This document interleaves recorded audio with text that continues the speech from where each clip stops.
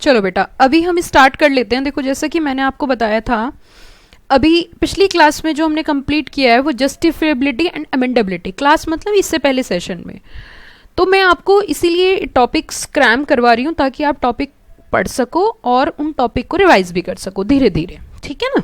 चलो आगे बढ़ते हैं। राइट ऑफ इक्वलिटी ये है क्या, पहले तो ये समझते हैं। देखो, मैं आपको क्लियर कर देना चाहती हूँ ताकि आपको क्लैरिटी रहे। अब हम पढ़ने जा रहे हैं फंडामेंटल राइट्स। फंडामेंटल राइट्स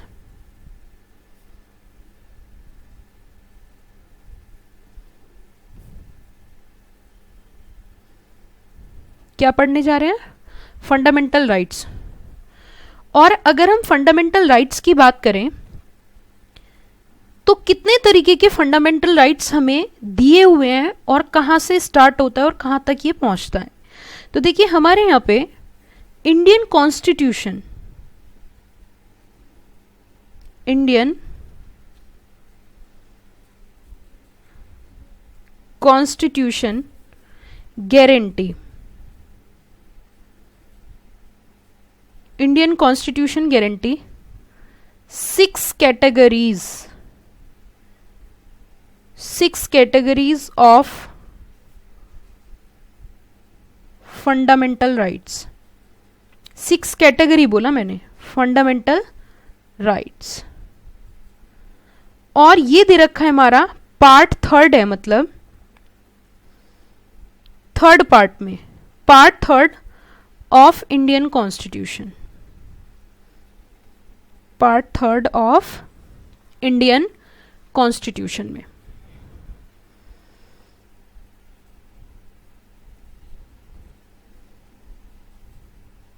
अब समझना 6 कैटेगरी वो क्या क्या है। फर्स्ट कैटेगरी, फर्स्ट कैटेगरी बोल रही हूं मैं, article number right to freedom. क्या बोला मैंने? Right to freedom. और ये स्टार्ट होता है आर्टिकल नंबर 14 से, आर्टिकल नंबर 18 तक। कहां से स्टार्ट होता है? राइट टू फ्रीडम स्टार्ट होता है आर्टिकल नंबर 14 से टू द आर्टिकल नंबर 18 तक। फिर हमारा दूसरा है, sorry, right to equality, I am very sorry, not freedom but equality, I am very sorry, right to equality. Number 2 है हमारा राइट टू फ्रीडम।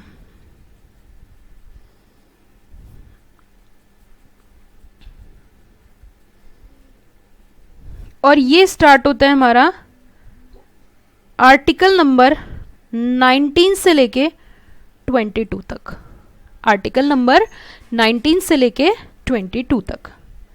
तीसरा, right against exploitation, right against exploitation. और ये हमारा स्टार्ट होता है आर्टिकल नंबर 23 से लेके सिर्फ 24 तक। 23 से कहां तक? 24 तक। Fourth point, right to freedom of religion,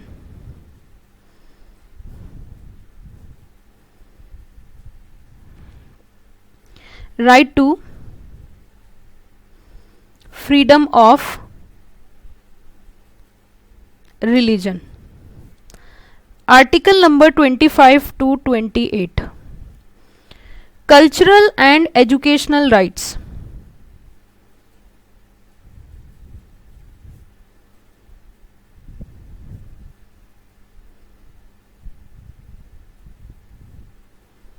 cultural and educational rights, article number 29 to 30।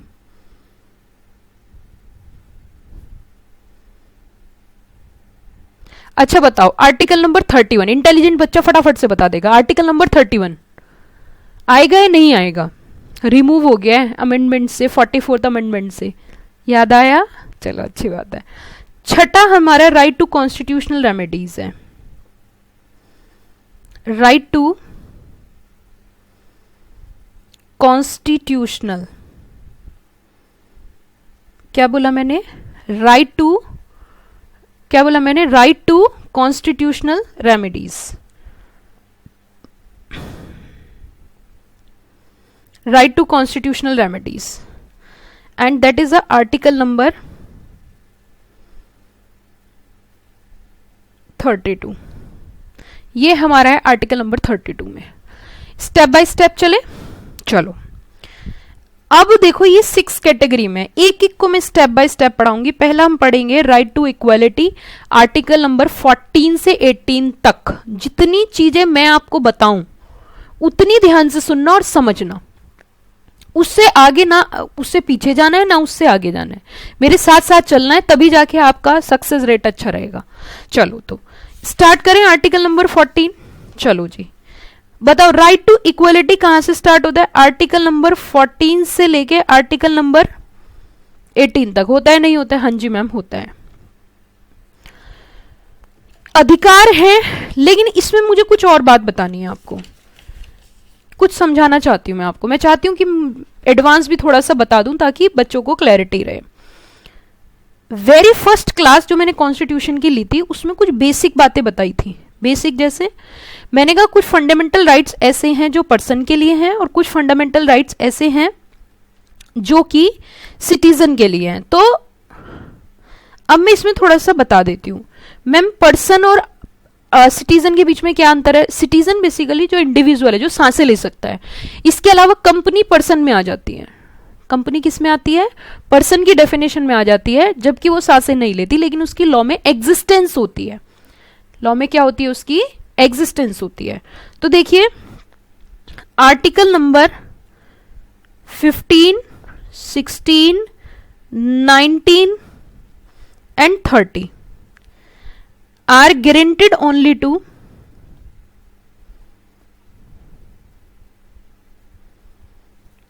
to citizen।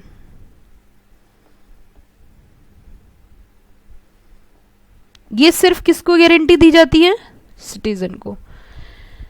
उसके अलावा दूसरे की अगर हम बात करें, article number 14, 20, 21, 22, 25, 27, 29 are available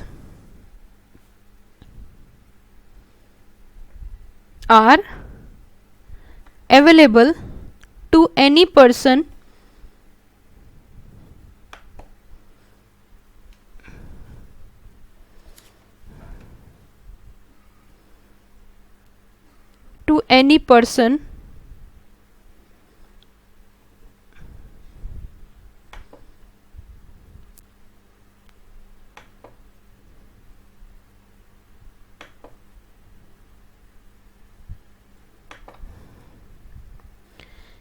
person on the soil of India।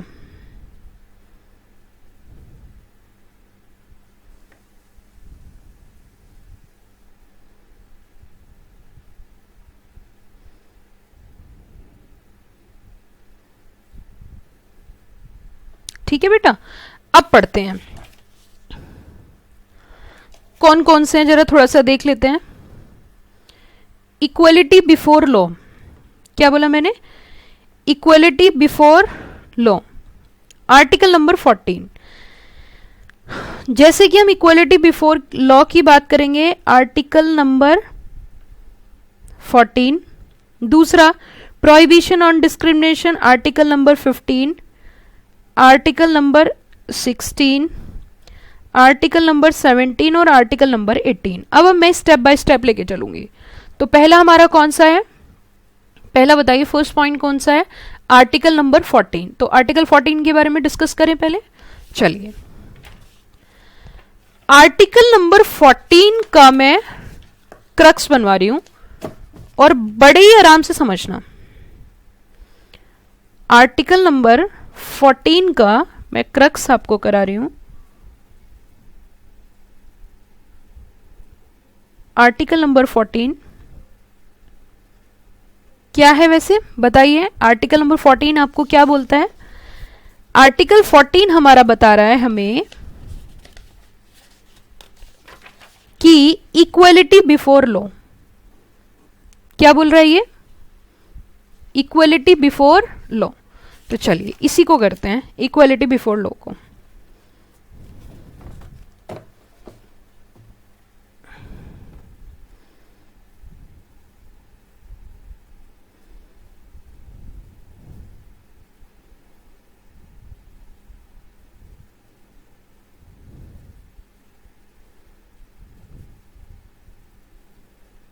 Equal protection of laws. क्या क्या बोला मैंने? Equality before law and equal protection of laws. इसका मतलब क्या है पहले तो ये देख लेते हैं कि ये दो पॉइंट यहां पे हमने देखे, एक इक्वलिटी बिफोर लॉ और दूसरा इक्वल प्रोटेक्शन ऑफ लॉ। सुनो ध्यान से, article 14 guarantee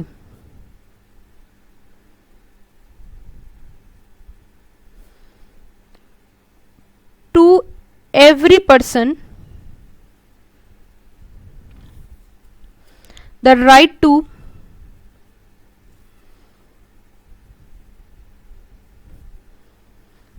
equality before law,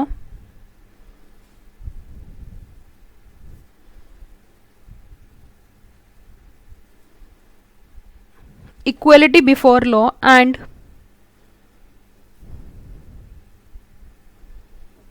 equal protection of laws।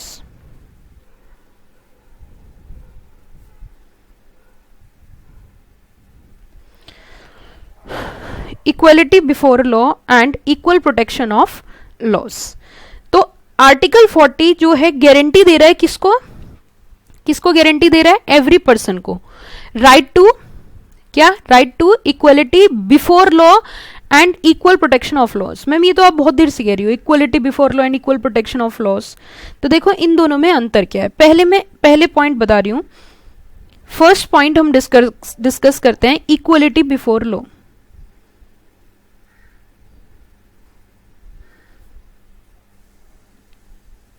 Equality before law, equality before law की बात करें, एवरी पर्सन, क्या बोला मैंने? Every person whatever be his rank, what ever be his rank,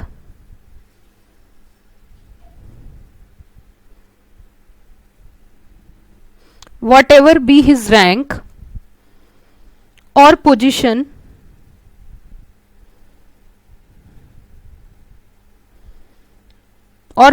is subject to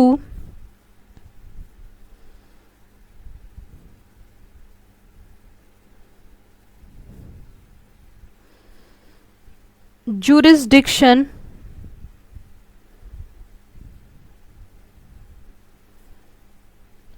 of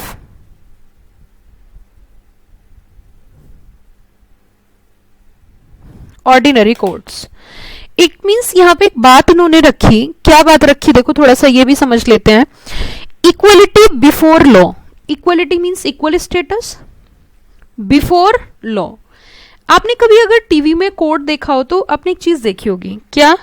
कि वहां पे उनकी, जस्ट वेट, वहां पे उनकी आंखों के ऊपर एक पट्टी बंधी रहती है। देखा है आपने? आंखों के ऊपर क्या बंधी रहती है? एक पट्टी बंधी रहती है। उसका मतलब क्या है? Every person whatever be his rank और position is subject to jurisdiction of ordinary court. भैया चाहे कोई किसी की कोई भी रैंक है, वो सब कोर्ट के दायरे में आते हैं। Before law, equality before law, law की निगाहों में सब एक समान है।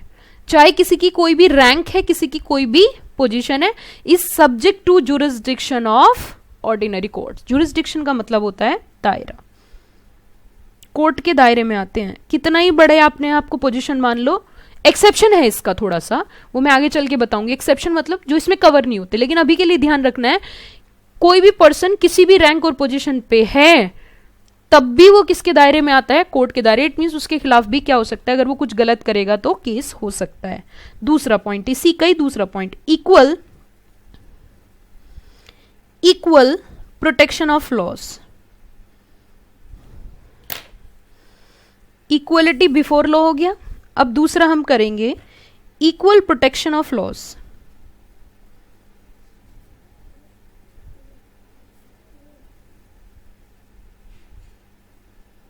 इक्वल प्रोटेक्शन ऑफ लॉस ये क्या कह रहा है, देखिए equal protection shall be secured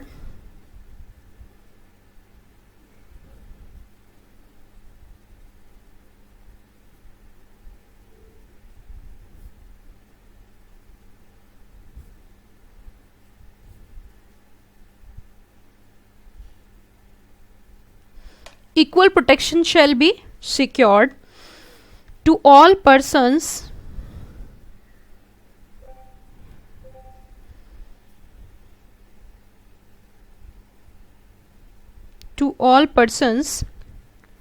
within the territorial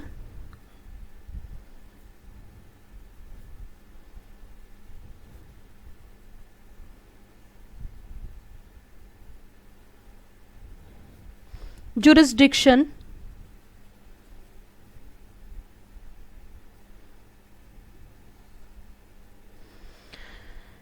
within the territorial jurisdiction।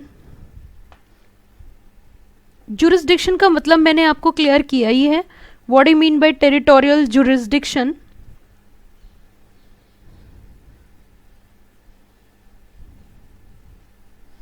of the union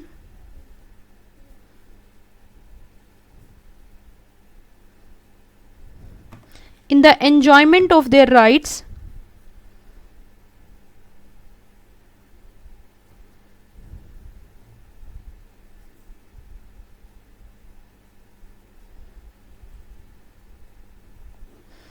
enjoyment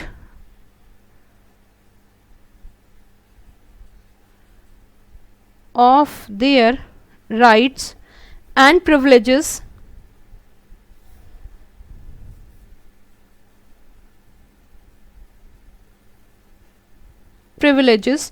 without favoritism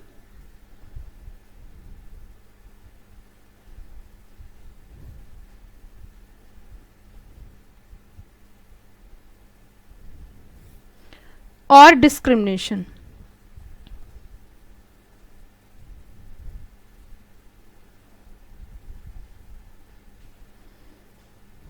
crux क्या कह रहे हैं, all person are equal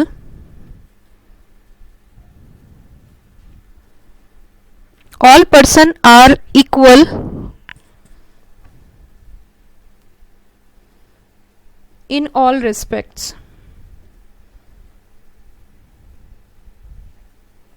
all person are equal in all respect। सुनो ध्यान से, पहली बात तो कोई कितना ही बड़ा रैंक में हो, पोजीशन पे हो, सब कोर्ट के दायरे में आते हैं, कोई गलत करेगा कोर्ट में जाना पड़ेगा। दूसरा, इक्वल प्रोटेक्शन ऑफ लॉस, सभी व्यक्ति विशेष को पूर्ण रूप से पूरा अधिकार है, ना तो किसी का फेवर किया जाएगा और ना किसी के साथ पक्षपात किया जाएगा। सिंपल शब्दों में अगर मैं बताऊं, ना तो किसी के साथ फेवर किया जाएगा ना किसी के साथ पक्षपात किया जाएगा, सबको इक्वल प्रोटेक्शन मिलेगी कानून की। किसी के साथ ना तो फेवर किया जाएगा ना किसी के साथ पक्षपात किया जाएगा, इसे बोलते हैं इक्वल प्रोटेक्शन ऑफ लॉ। सबको एक तराजू में तोला है, किसी के साथ पक्षपात, डिस्क्रिमिनेशन, फेवरेटिज्म नहीं किया गया, सबको इक्वल प्रोटेक्शन मिलेगी। और कानून की निगाहों में सब एक समान है, चाहे किसी की कोई रैंक है, कोई अमीर है, कोई गरीब है, किसी की कोई पोजीशन है, डजंट मैटर। कोई गलत करेगा उसके खिलाफ एक्शन होगा, वो कोर्ट जाएगा, क्योंकि आंखों पे, कोर्ट की आंखों पे क्या होती है, पट्टी। Got the point? एक बार पढ़ के बता देती हूँ। Article 14 equality before law and equal protection of laws. Article 14 guarantee to every person. Person का मतलब समझ रहे हो? कुछ जगह पर्सन वर्ड यूज किया है, कुछ जगह सिटीजन वर्ड यूज किया। Person, the right to equality before law and equal protection of loss.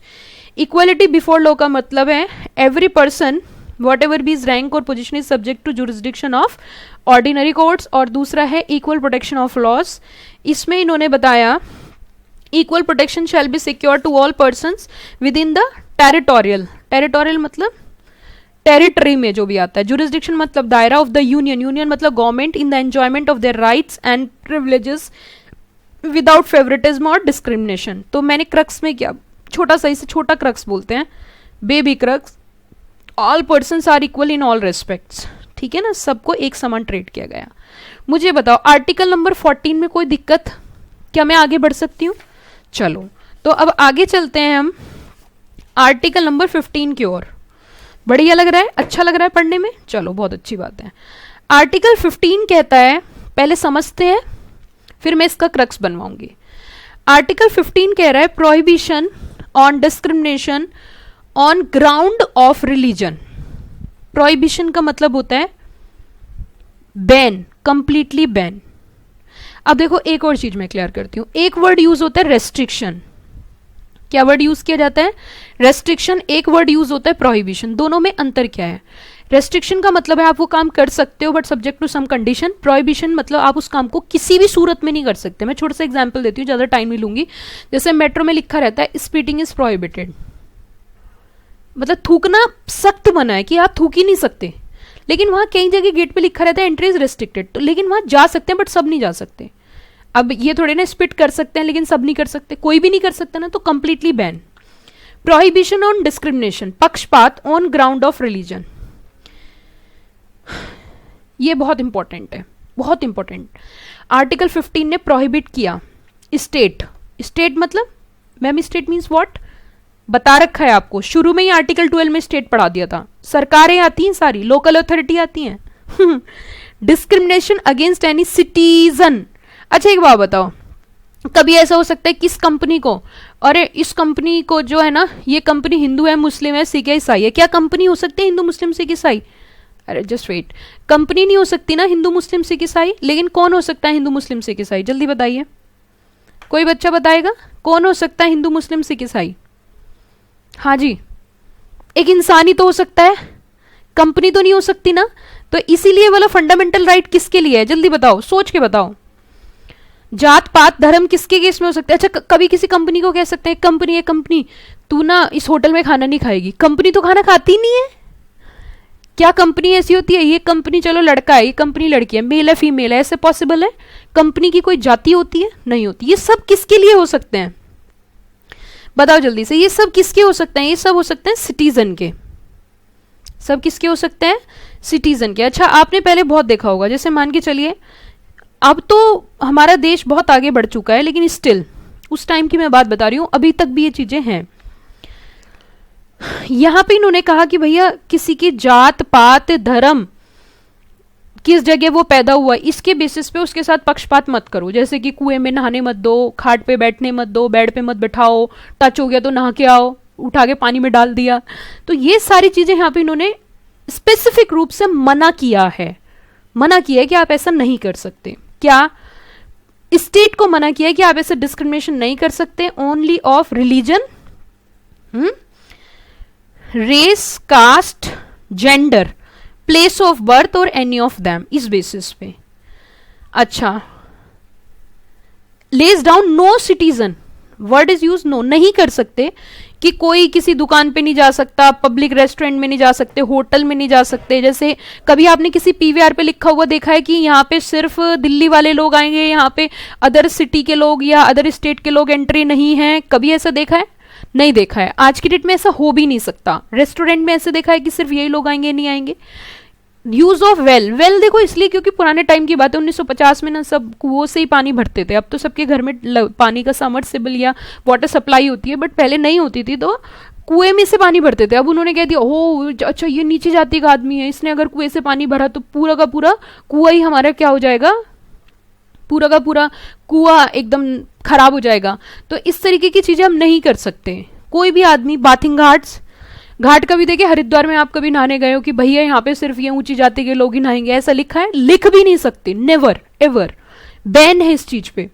Roads, place of resort की भैया ये रास्ता है, इस पे सिर्फ ये वाली जाति चलेगी, ये रास्ता है इस पे ये वाली जाति चलेगी, is it possible? No, never.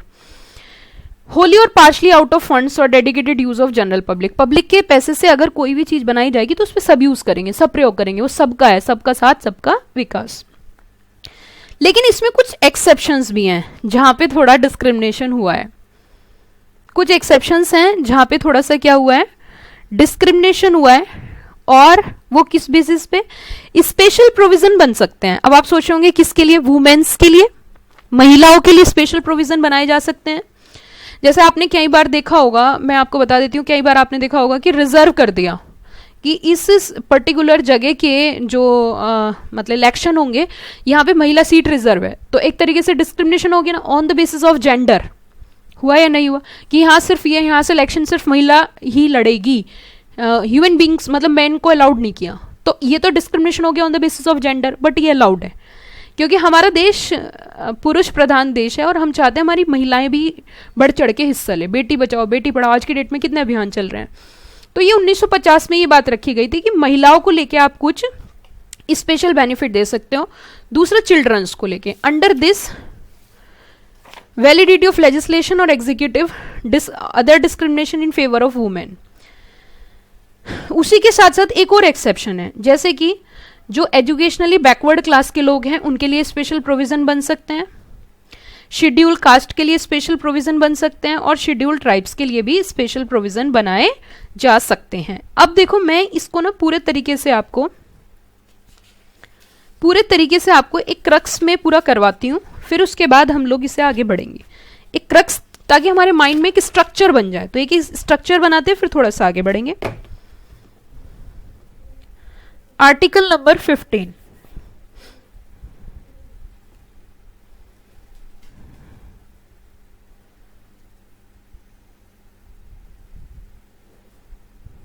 prohibition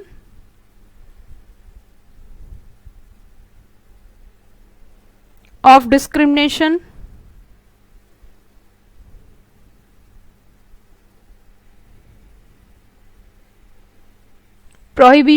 discrimination on grounds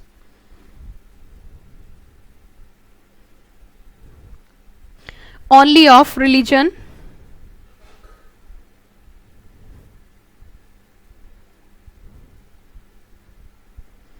race, caste,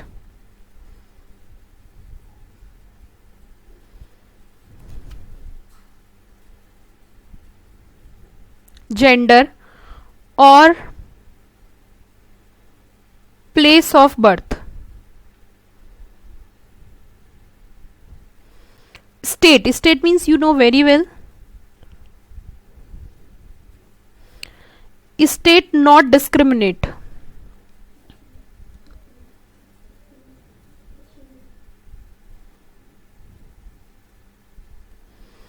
किसको? सिटीजन को। किस ग्राउंड्स पे?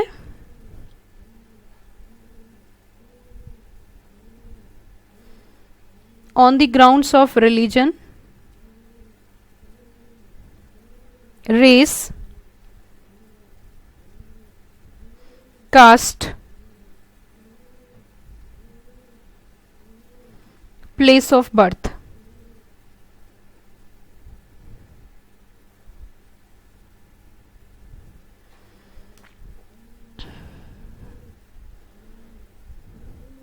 No citizen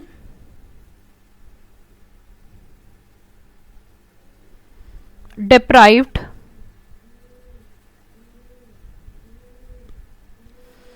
of the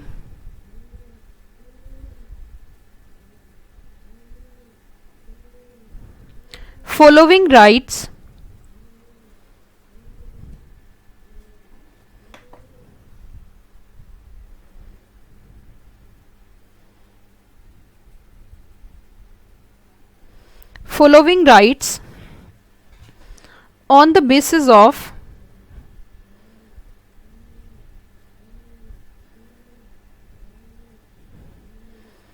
अब मैं शॉर्टकट लिख रही हूँ, religion, race, caste, place of birth etcetera. क्या क्या? एसएस, रोक नहीं सकते आप किसी को भी। SS, shop,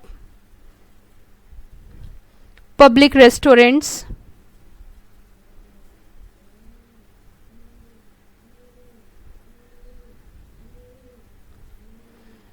hotels and place of public entertainment.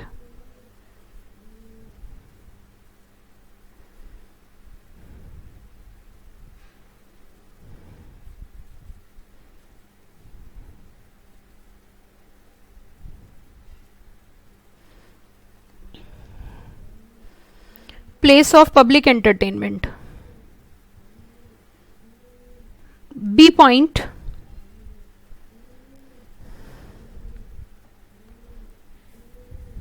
use of well,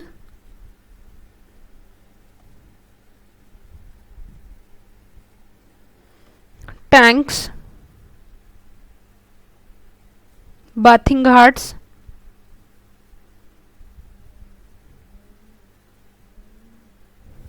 roads, place of resort या पब्लिक एम्यूजमेंट बोल सकते हैं,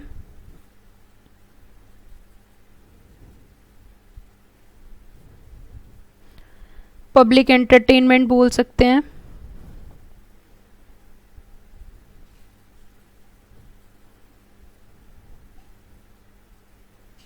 maintained out of state funds,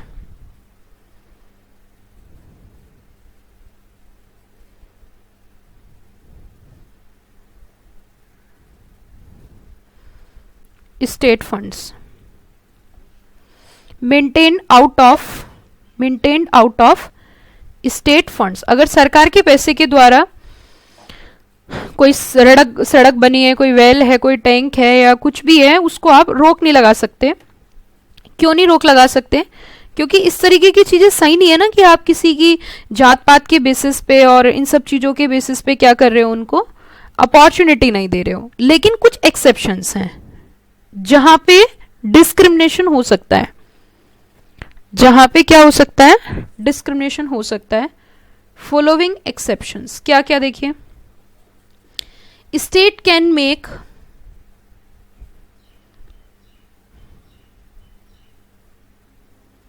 special provision,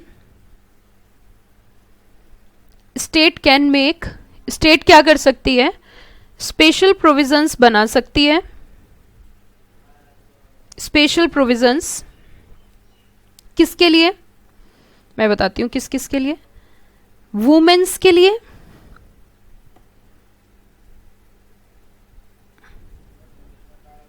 women's के लिए, चिल्ड्रंस के लिए, वुमेन्स के लिए, चिल्ड्रंस के लिए, advancement of socially educationally backward class, for what, advancement of socially and educationally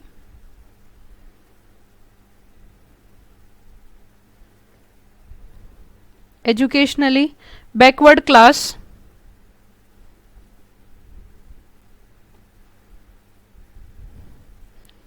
of citizen,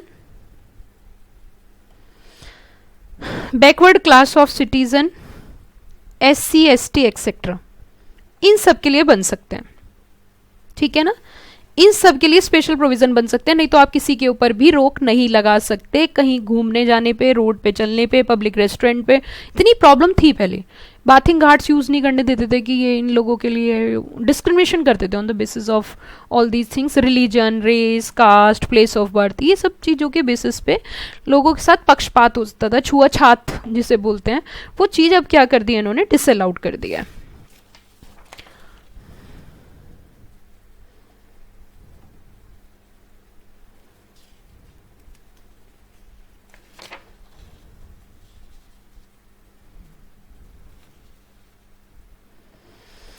आगे हम लोग देखेंगे, जस्ट रीड कर सकते हो आप, जस्ट रीड कर लेना, जो मैंने क्रक्स था वो पूरा अच्छी तरीके से आपको बता दिया। जस्ट रीड करोगे तो आपको क्लियर हो जाएगा। कई बार क्या होता है, जैसे स्टेट फंड्स होते हैं ना, जैसे दिल्ली यूनिवर्सिटी है तो उसमें मैं बता देती हूँ उसमें क्या बोला है। दिल्ली यूनिवर्सिटी है तो उसमें क्या करते हैं कि कुछ अपने यहाँ का ना रिजर्व कर देते हैं, रिजर्वेशन रख देते हैं कि इतने % तो हमारे यहाँ के लोग ही रहेंगे और उसके अलावा आप लोग किसी अदर कैटेगरी के लोग आ सकते हैं। तो कुछ रिजर्वेशन कर देते हैं, माइनॉरिटी के लिए रिजर्वेशन कर देते हैं। जैसे अलीगढ़ मुस्लिम यूनिवर्सिटी है, जामिया यूनिवर्सिटी है, तो वहां पे कुछ रिजर्वेशन हो सकता है, कितने परसेंट ये लोग रहेंगे, तो वो चीज इसमें थोड़ा सा बताइए, जस्ट रीड कर सकते हो। अगला पॉइंट अगर हम देखें article number 16, article 16 step by step करते हैं। Article number 16 step by step.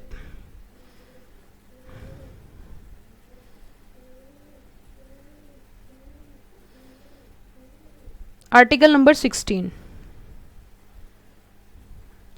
Equal opportunity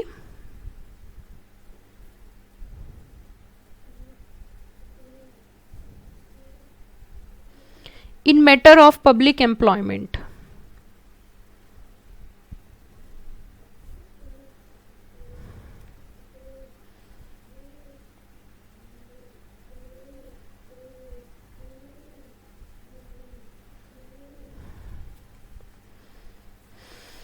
general rule क्या कहता है?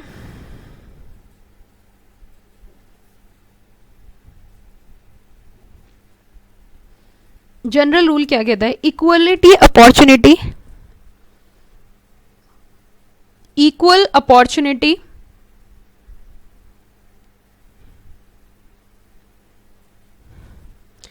इक्वल अपॉर्चुनिटी किस चीज की होनी चाहिए बताइए, आपके हिसाब से इक्वल अपॉर्चुनिटी किसकी मिलनी चाहिए? अगर इक्वल अपॉर्चुनिटी की हम बात करें, पब्लिक एम्प्लॉयमेंट, जो बहुत दिक्कत वाली बात है कहीं ना कहीं। देखो आप मुझे कुछ मत कहना, इसमें मेरा कोई रोल नहीं है, मैं तो जो लिखा है वही पढ़ा रही हूं। Equal opportunity to all citizen, ये भी सिटीजन के लिए, कंपनी को थोड़ी ना जॉब चाहिए। To all citizen in matter of public employment, in matter of public, in matter of public employment. ये कह रहा है भैया सबको इक्वल अपॉर्चुनिटी, इक्वलिटी होनी चाहिए ऑल सिटीजन को, किसके? इसमें सरकारी नौकरी में, पब्लिक एम्प्लॉयमेंट में। लेकिन आगे देखो, एक्सेप्शन, एक्सेप्शन इट मींस गड़बड़ होने वाली है। क्या? देखिए पार्लियामेंट के पास पावर है, पार्लियामेंट के पास पावर है, can make law for any class और classes of employment, can make law for any class, for any class और क्लासेस ऑफ एम्प्लॉयमेंट, और क्लासेस ऑफ व्हाट? एम्प्लॉयमेंट। दूसरा, can make provision,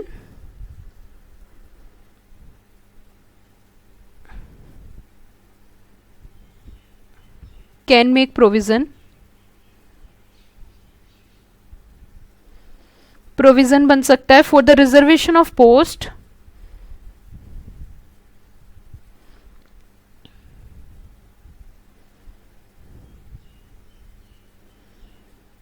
can make provision for the reservation of post,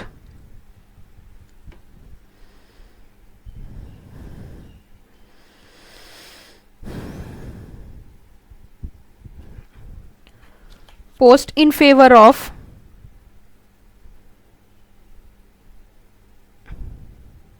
backward class of citizen. ये भी आप बहुत सुनते होंगे, बहुत इसके ऊपर कई बार बहुत क्रिटिसिज्म भी होता है। बैकवर्ड क्लास ऑफ सिटीजन मतलब क्या हो सकता है कि जो बैकवर्ड क्लास के सिटीजन है उनके लिए प्रोविजन है कि उनके लिए सीट जो है सरकारी नौकरी की रिजर्व की जा सकती हैं, उनको एडवांसमेंट के लिए, सोशली बैकवर्ड क्लासेस को आगे ले जाने के लिए, शॉर्टी देने के लिए, आगे बढ़ाने के लिए, ताकि उनको भी इक्वल स्टेटस हो जाए। धीरे धीरे जब सरकारी नौकरी होगी तो उनका लिविंग ऑफ स्टैंडर्ड अच्छा होगा और वो कहीं ना कहीं आगे रहेंगे। उसी के साथ साथ इस मुद्दे पे तो देखो मैं वैसे भी चर्चा नहीं करूंगी, मैं तो टीचर हूँ, पॉलिटिशियन थोड़ी ना हूँ। खैर जो भी है, आगे बढ़ते हैं। Offices connected with, offices connected with, क्या बोला मैंने? Offices connected with religious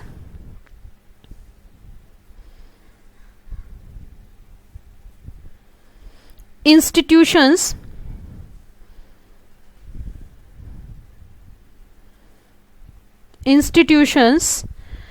may be reserved of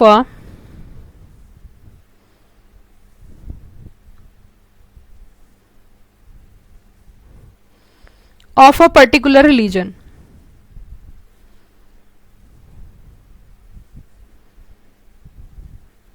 Of a particular religion. ठीक है ना. क्या होता है कि जैसे अलीगढ़ मुस्लिम यूनिवर्सिटी की मैं बात करूं तो वहां पे कुछ सीट्स जो होती हैं उस पर्टिकुलर रिलीजन के लिए रिजर्व होती हैं कि इन सीट्स पे सिर्फ उसी पर्टिकुलर कम्युनिटी के लोग पोजीशन होल्ड कर पाएंगे. तो उसी के साथ साथ जैसे कि आपने कुछ अगर गुरु हरकिशन के नाम से स्कूल्स वगैरह होते हैं तो उनमें 6 के लिए रिजर्व होती है. तो offices connected with religious institution में be reserve for a particular religion. उस पर्टिकुलर रिलीजन के लिए सीट्स क्या हो सकती हैं, फिक्स हो सकती हैं. ये था हमारा आर्टिकल नंबर 16. वैसे तो कह रहे सबको इक्वल अपॉर्चुनिटी होनी चाहिए, लेकिन कुछ एक्सेप्शंस हैं. अब कुछ बच्चे कह रहे हैं मैम ये एक्सेप्शन हटाओ. नहीं, नो, देखो ये मेरा काम नहीं है. मेरा काम आपको वो है जो लॉ में लिखा हुआ है. पार्लियामेंट कोई भी लॉ बना सकती है एम्प्लॉयमेंट को लेके, उसके लिए रिजर्वेशन भी हो सकता है इन favour of backward class of citizen. Office connected अगर रिलीजियस इंस्टीट्यूशन है तो उनमें उस रिलीजन के लोगों के लिए रिजर्वेशन हो सकता है. वैसे इक्वल अपॉर्चुनिटी है. ठीक है, चलिए आगे बढ़ते हैं. आगे मैं आपको पढ़ाऊंगी article number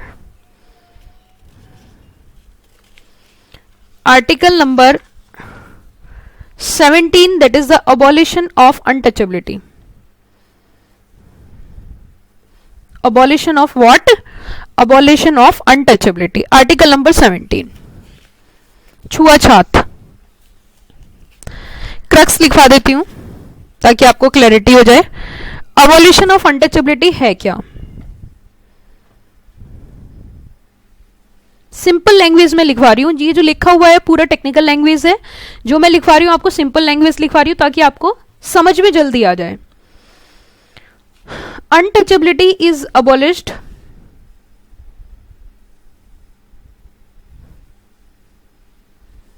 untouchability is abolished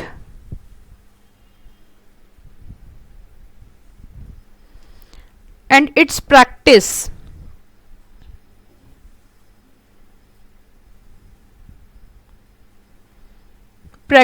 in any form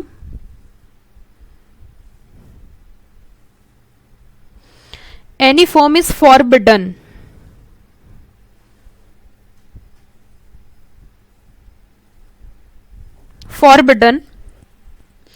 The enforcement of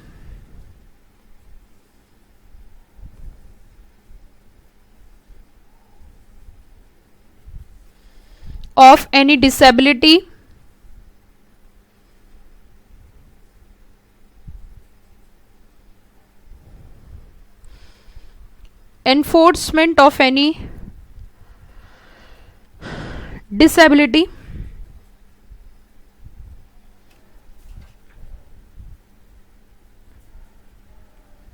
arising out of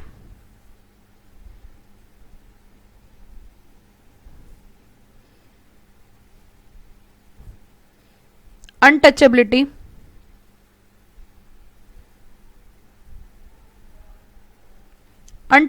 shall be an offense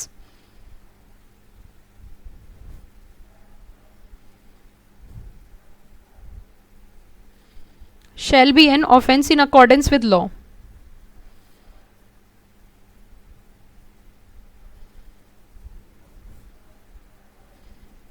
in accordance with law. It means हम कह रहे हैं यहाँ पे अनटचेबिलिटी अबॉलिश्ड, छुआछात अबॉलिश है. अगर किसी ने ऐसा कोई प्रैक्टिस करने की कोशिश करी, जेल होगी, जेल करा देंगे, जेल. इट मीन्स जेल हो जाएगी. ऑफेंस है.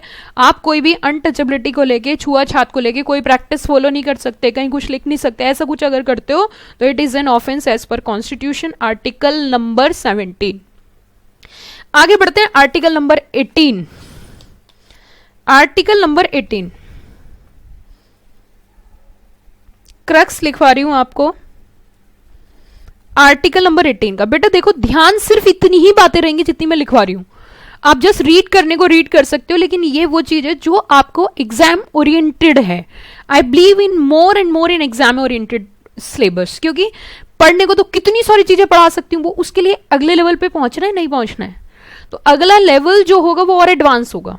और अगर मैं एडवांस भी इधर ही पढ़ा दूंगी, सारा का सारा इधर ही पढ़ा दूंगी, तो आपको कुछ भी याद नहीं रहेगा।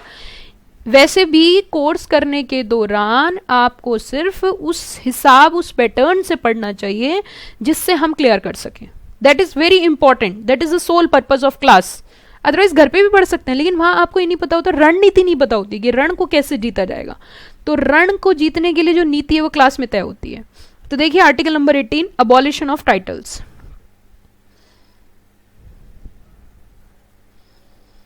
Abolition of titles. टाइटल्स मतलब क्या? पुराने टाइम में राय साहब होते थे, राय साहब मतलब टाइटल्स दिए जाते थे, राज बहादुर, राय साहब, नाइट्स, इस तरीके के टाइटल होते थे। अब वो खत्म कर दिए, कोई राय साहब वाय साहब नहीं है। जैसे आपने देखा भी हो कहीं ना कहीं आपने कुछ जैसे राजस्थान में सुना हो कि बहुत अलग अलग स्टेटस होते हैं, लेकिन आज के डेट में वो सब मना कर दिया है कि कुछ नहीं है कॉन्स्टिट्यूशन के बाद। तो अबॉलिशन ऑफ टाइटल्स की अगर हम बात करें, in British government,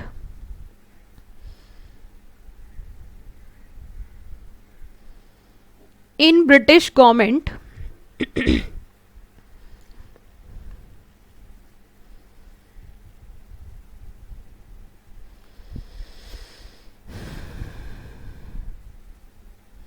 British government use confer title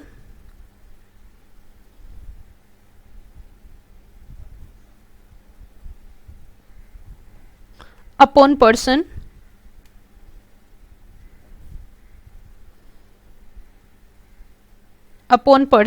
who showed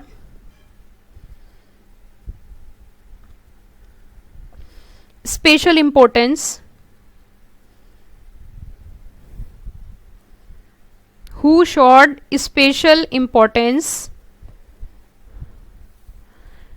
many persons were made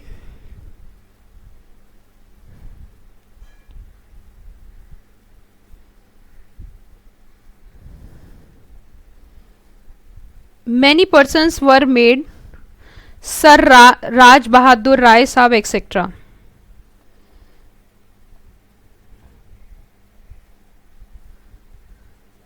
Raj Bahadur Rai Sahab etcetera. Point to be noted, all titles are abolished, all titles are क्या कर दिए गए? abolished। prefix और suffix result in the distinct class of citizen।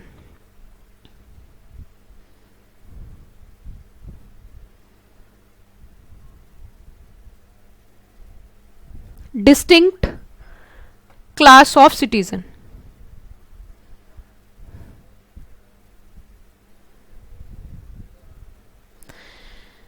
इससे एक discrimination तो होता ही है कि अच्छा ये राय साहब है, राज बहादुर है, ये सब चीजें हटा दी है, सबको इक्वलिटी। मैंने बोला ना आर्टिकल 14 इक्वलिटी की बात करता है। लास्ट तक आपने देखा 14, 15, 16, 17, 18 लास्ट तक इक्वलिटी की बात हुई है। तो 14, 15, 16, 17 सब में हमने किसकी बात करी? इक्वलिटी की बात करी। जैसे कि मैंने स्टार्टिंग में 14 में ही आपको बता दिया था कि हम सारी इक्वलिटी की बात करेंगे। यहां तक कोई दिक्कत? एक बार रिवाइज करवा देती हूं पूरा टॉपिक जो मैंने पढ़ाया अभी। फंडामेंटल राइट्स, 6 फंडामेंटल राइट्स हमें दिए गए हैं 6 कैटेगरी में, 6 कैटेगरीज में। 6 कैटेगरी में से फर्स्ट कैटेगरी हमारी कंप्लीट हो गई है, जो थी हमारी राइट टू इक्वलिटी। और राइट टू इक्वलिटी भी जो था हमारा, वो डिवाइड था अलग अलग पार्ट्स में। जैसे कि article number 14 equality before law. Equality before law का मतलब यहां पे क्या है कि लॉ में आपको इक्वलिटी रहेगी। किसी को स्पेशल स्टेटस नहीं मिलेगा, अगर कोई गुनाह करेगा सबको जेल होगी। किसी भी पर्टिकुलर पॉइंट्स पे हम कह सकते हैं कि ये कोई एक रैंक होल्ड कर रहा है, ऐसा कुछ भी नहीं है। किसी के साथ कोई डिस्क्रिमिनेशन, कोई फेवरेटिज्म नहीं होगा। On the basis of ground of religion, race, gender, place of birth आपके साथ कोई पक्षपात नहीं होगा। सरकारी नौकरी में, पब्लिक एम्प्लॉयमेंट में सबको इक्वल अपॉर्चुनिटी मिलेगी, exception is always there. Abolition of untouchability, अगर तुमने छुआछूत की प्रैक्टिस आगे बढ़ाने की कोशिश करी, ये एक गुनाह है और आपको जेल जाना पड़ेगा, ऑफेंस है। और आज के डेट में कोई टाइटल्स वगैरह भी नहीं है कि कोई टाइटल है राय साहब है, राज बहादुर है। एक्चुअली इससे क्या होता है कि एक डिफ्रेंसिएशन होता है सोसाइटी में, वहां हमें सबको साथ लेके चलना है, सबका साथ सबका विकास। तो ये था हमारा आर्टिकल नंबर 18, जो कि अबॉलिशन ऑफ क्या है, हमारा टाइटल्स है। 18 आर्टिकल तक हमने आज की क्लास में क्या कर लिया है, कंप्लीट कर लिया है। अब आर्टिकल नंबर 19 से लेके 22 तक हम अगली क्लास में डिस्कस करेंगे। और इसी के साथ साथ मैं अपनी वाणी को विराम देती हूं। अब तक जितना पढ़ा है सारा क्लियर कर लेना, एक बार रिवाइज कर लेना। Thank you, have a nice day.